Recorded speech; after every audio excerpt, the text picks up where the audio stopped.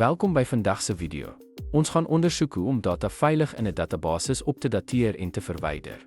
Veranderinge aan jou data kan ernstige gevolge hê as dit verkeerd gedoen word. Daarom sal ons noodsaaklike voorsorgmaatreëls dek om jou inligting te beskerm en data-integriteit elke stap van die pad te verseker. Gebruik altyd 'n weere-klousule in jou IP-data en delete-stellings om voorwaardes te spesifiseer, sodat jy nie per ongeluk alle rye in jou tabel wysig of verwyder nie.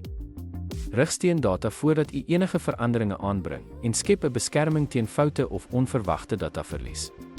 Hersien en toets navrae in 'n veilige omgewing, soos 'n ontwikkelings- of opsteldatabasis, voordat u dit op u lewendige stelsel uitvoer om foute te vermy.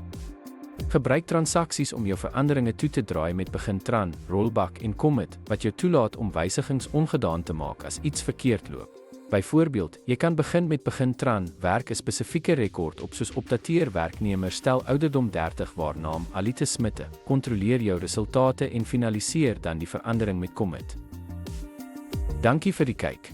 Onthou, noukeurige beplanning en voorsorgmaatreëls is die sleutel wanneer data opgedateer of verwyder word. Gebruik altyd voorwaardes in jou navrae, rig steen jou databases, toets veranderinge in 'n veilige omgewing en gebruik transaksies om jou data veilig te hou.